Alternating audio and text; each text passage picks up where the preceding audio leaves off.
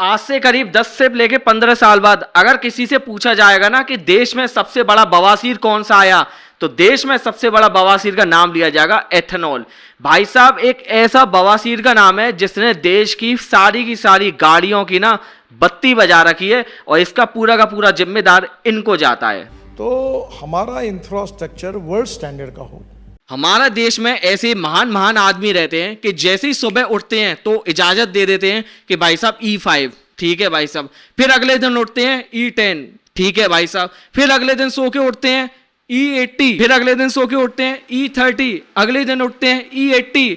अब भाई साहब डायरेक्ट E100 का ही काम तमाम कर दिया, ना ये देखा कि कार इस लायक है कि नहीं। कितनी कार ऐसी मार्केट में डोल रही हैं जो ई के लायक बनी भी हैं कि नहीं, बस सुबह से उठे और भाई साहब साइन कर दिए कि हाँ। और अब आजकल एक नया एक और उद्यम मचा है, वो ये है कि भाई साहब अब ये डीजल में भी ना आइसोब्यूटेनॉल मिलाने की बात कर रहे हैं। हालांकि ये डीजल में यही आपका एथेनॉल मिलाने की बात कर रहे थे, लेकिन वो कारगर सिद्ध नहीं हो पाया, तो ये आइसोब्यूटेनॉल मिलाने की बात कर रहे हैं। मतलब मुझे ऐसा लगता है कि देश में ना, एक तो जैसे वो जो नॉर्थ कोरिया वाला है ना, नॉर्थ कोरिया, वो कम से कम मोटे से मुंह का अपने मुंह से ये तो कहता है कि हाँ भाई मैं तानाशाह हूं, मैं तानाशाह आदमी हूं, अगर किसी ने गलती करी 3 जनरेशन रूल लगा के जेल में बैठा दूंगा।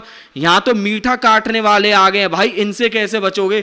मतलब कोई रिसर्च नहीं इस चीज पे, कहीं कुछ नहीं, सीधा भाई साहब एथेनॉल पेल दिया और भाई साहब अपनी गाड़ी में लोगों की कार ब्रेक डाउन हो रहे हैं। आपके पास अगर जिस ब्रांड की भी कार है ना, चांसेस है कि भाई उसमें खराबी आएगी। अभी अभी मनीष कश्यप जो है, अपना जो बिहार वाला जो बंदा है, जो रिपोर्टर है, यूट्यूबर है, भाई उसकी टोयोटा की हाईराइडर खराब हो गई। हालांकि वो बंदा ये कह रहा था टोयोटा बहुत रिलायबल है, लेकिन अनफॉर्चुनेटली उसमें टोयोटा का इंजन ही है, मारुति का इंजन है, लेकिन मारुति का इंजन भी दबा के रिलायबल होता है, इसीलिए टैक्सी में बिक रहा है। लेकिन भाई साहब आखिर में आके वो वाला इंजन भी दम तोड़ गया। लोगों ने अपनी 50-50 60-60 लाख की कार ली है, वो दम तोड़ रही है। भाई क्यों ऐसी रेड मारने पे तुले हो। मेरी फोक्सवैगन की एमईओ है E10 या मेरे साथ E20 से पहले ना मेरी कार की MID में हमेशा ना भाई 12 का माइलेज दिखता था, हमेशा। मैं उसको हमेशा ही 12 का दिखता था। लेकिन जब से E10 और E30 नाम का, E20 नाम का एक ऐसा बवासीर आया ना भाई, वो 10 से ऊपर दिखाता ही नहीं है। उसने मना कर दिया कि वो 9 ही दिखाएगा। भाई ऐसे माइलेज की रेड हुई है। मैं अपनी बाइक में लगा रहता हूँ कि क्या पता भाई मेरी बाइक में दिक्कत हो गई है, 13 साल पुरानी बाइक है, ये पहले की तरह क्यों नहीं भागती। लेकिन भाई साहब भागेगी कैसे, उसका माइलेज भी कम हो गया है। खुद मैं अपनी अपाचे RT 160 की बात बता रहा हूँ, उसका माइलेज भी कम हो गया है। और यार पता नहीं अब वो भागती भी नहीं है यार, जैसे पहले भागा करती ना। मैंने उसमें हेड का काम ऑलमोस्ट नया हेड तक डाल रखा है मैंने, फिर भी मेरे मामला फेल हो गए। भाई हे मेरी सरकार, क्या करने पे तुले हो यार। तुमने अपने जितने बच्चों को प्रॉफिट पहुंचवाना था ना, आप पहुंचा चुके। अब क्या सीधा अंबानी को भी पार करने की इरादे हैं क्या? अंबानी से पार तो होंगे नहीं, क्योंकि इस देश की जनता ना इतनी मूर्ख नहीं है। अब तुम्हारे खेल भाई साहब समझ में आ गए हैं। लोग अब ना इसके ऊपर बढ़ चढ़ के बोल रहे हैं। भाई सच बता रहा हूं, तुमने इतना अतीका कर दिया है। अरे E5 मिला लेते, 5% मिला लेते। हालांकि मैं इस बात से सहमत करता हूं कि जो एथेनॉल बेस्ड जो वाला जो पेट्रोल है ना, वो इतना कार्बन एमिशन पैदा नहीं करता जितना कि गैसोलीन या IC इंजन करते हैं। IC इंजन से मेरा मतलब है मतलब जो पेट्रोल वाले करते हैं। स्क्रीन पर आपकी आ भी रहा होगा। लेकिन मेरी सरकार, इसका मतलब ये थोड़ी नहीं है कि भाई आप ओवरनाइट आओगे और सीधा बोल दोगे कि हाँ ठीक है। ये तो देख लो कि कंप्लाइंट है भी कि नहीं। आप जिस ब्राज़ील की तुलना आप करते हो, ब्राज़ील में ऑलरेडी इससे रिलेटेड भाई कार चल रही हैं। वहां पर ऑलरेडी कार जो है ना E10 या E30 जो भी उनके इलाके में चला है, वो ऑलरेडी कंप्लाइंटेड कार हैं। तो वहां पर प्रॉब्लम सॉल्व है, यहां पर नहीं है। यहां पर तो आपने अचानक ही आके बोल दिया यार। और एक सबसे बड़ी बात और जो बात कहनी है, अभी तक जो सबसे ज्यादा पॉल्यूटेड सिटी थी ना, वो NCR का रीजन होता था हमेशा। यहां तो दिल्ली होगा, गुड़गांव होगा, फरीदाबाद होगा। लेकिन अब इस लिस्ट में एक नया नाम भी शामिल हो चुका है, बर्नियार्ड। भाई साहब मैं इस बंदे की ये जो विकास गोस्वामी करके एक मतलब एक यूट्यूबर है, इसकी ये वीडियो आई थी, मैंने देखी थी। सीरियसली बता रहा हूं, इसने जो पत्तों पर जो पॉल्यूशन जमा है ना, उसको तो देख के ना मेरा दिमाग ही खराब हो गया। भाई पूरे के पूरे इलाके में ना मतलब ऐसी धुंध सी छाई हुई है।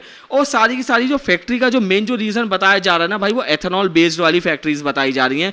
वो मतलब इतना धुआं दे रही है, इतना धुआं दे रही है। मतलब आप एक तरफ ये कह रहे हो कि भाई हम एनवायरनमेंट को बचा रहे हैं, तो इसको बनाने के लिए तो और ज्यादा धुआं हो रहा है, इससे तो एनवायरनमेंट तो बिगड़ रहा है। आप कल्पना करो कि ये एक फैक्ट्री ना केवल उस जगह पर है, मान लो अगर गलती से ये फैक्ट्री भारत के अलग अलग इलाकों में अगर आ गई, तो मैं कह रहा हूं भाई क्या ही नक्शा बन जाएगा यार। गर्मी बढ़ेगी, वैसी देखो इतनी गर्मी हुई पड़ी है, ऊपर से भाई और गर्मी बढ़ेगी, जिसकी वजह से प्रोडक्टिविटी डाउन होगी, मशीनों पर भी इसका ज़्यादा फर्क पड़ता है, और जब गर्मी बढ़ती है तो हर चीज़ पर भाई फर्क पड़ता है।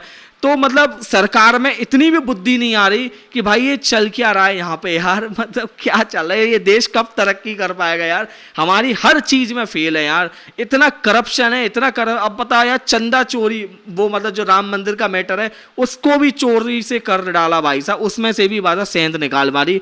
खैर वो अपना टॉपिक नहीं है। तो मैं सरकार से यही विनती करूंगा, मुझे लगता है आपको ये चीजें कहीं ना कहीं बंद करनी पड़ेगी। अगर आपको एथेनॉल मिलाना ही है, आप ज़्यादा से ज़्यादा 5% मिला लो, 5% का झटकाना कार झेल जाएंगी, 5-10% तक का झटका झेल जाएंगी, यानी कि E10 तक का झटका झेल जाएंगी। लेकिन E10 से ऊपर है ना, वो कार झटका नहीं झेल पाएंगी।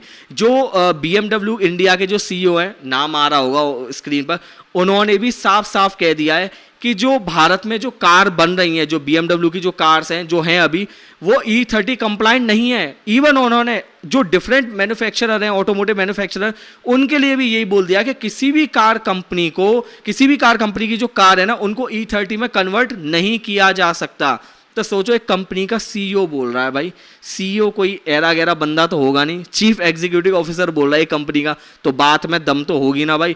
तो यार ऑब्वियस सी बात है यार, मतलब उससे वाटर अट्रैक्ट हो रहा है, जितने भी क्योंकि भी रबर जो पार्टिकल्स हैं, रबर पार्टिकल से मेरा मतलब जो रबर की जो गैसकेट होती है, सीलेंट होता है, वो सब के सब खराब हो रहे हैं, कोरोजन उसमें क्रिएट हो रहा है, येलो काइंड उसमें मतलब येलो कलर का हुआ जा रहा है इनटेक मैनिफोल्ड में, वॉल्व्स खराब होंगे इसकी वजह से यार, इसकी वजह से वॉल्व खराब होंगे, पिस्टन पर फर्क पड़ेगा, लाइनर पर फर्क पड़ेगा, जितनी भी फ्यूल्स की लाइन है वहां खराबी आएगी, फ्यूल जिसके अंदर भरा रहता है टैंक में वहां पर खराबी आएगी।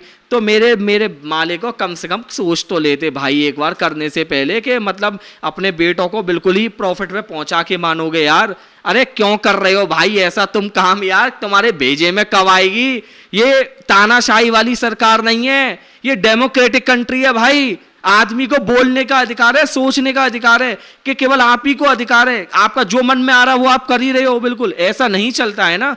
तो कम से कम चीजों को देख सोच समझ के तो इम्प्लीमेंटेशन चीजें कुछ तो होनी चाहिए, कि हाँ भाई सुबह उठे E10 ला दिया, अगले दिन उठे E100 ला दिया, क्या पता तुम कौन अब क्या भांग मिलाने की उसमें तैयारी कर रहे हो, गन्ना तुमने मिला दिया, कौन तुमने मिला दिया।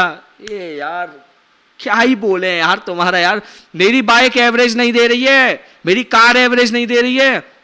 अब मुझे ये डर लगता है कि भाई अगर मैं कहीं दूर जाऊं ना अपनी कार को लेके, कहीं वहां बंद ना पड़ जाए। फोक्सवैगन की वैसे ही है, एरे गहरा नत्थू गहरा आदमी उस पर हाथ भी नहीं डालेगा। मैं इस सदमे में बैठा हुआ हूं, मैं इसीलिए मैं भी खुद बाहर नहीं निकल रहा हूं। अपाची को लेकर निकलना पड़ता है, उसको कम से कम हाथ तो कोई डाल देगा, उसको कोई हाथ भी नहीं डालेगा अगर एरी गहरी जगह हुई तो ऐसा तुमने लोगों के मन में ऐसा डर भी बिठा रखा है कि भाई कार लेके निकले नहीं, और वो कार ब्रेक डाउन हुई नहीं। तो सरकार, आप बहुत बढ़िया सरकार हो यार, मैं ऐसी मानता हूं, बढ़िया हो कि नहीं है वो तो प्रभु जानता है कि आपने कितने जोल कर रखे कि नहीं, बट मैं इस बात को एडमिट करता हूं कि हाँ यू आर अ गुड सरकार। लेकिन थोड़ी सी इसमें चीज़ अगर बढ़िया हो जाएगी ना, तो आपकी वाहवाही और हो जाएगी। मैं सच बता रहा हूं, मैं आपको अपना एक ऑनेस्ट ओपिनियन दे रहा हूं। वैसे तो मैं पॉलिटिक्स से दूर रहता हूं, मुझे ना बीजेपी में अगर कोई बढ़िया मंत्री लगता था ना, वो नितिन गडकरी लगता था। क्यों? क्योंकि भाई इन्होंने जो रोड के ऊपर जो काम किया ना, वाकई में इन्होंने अच्छा काम किया, इसमें कोई दो राय वाली बात नहीं है। हालांकि इन्होंने इतने अच्छे काम करे हैं कि जब ये इनॉग्रेशन करते हैं ना किसी हाईवे का, तो उसमें इतने बड़े बड़े गड्ढे मिलते हैं।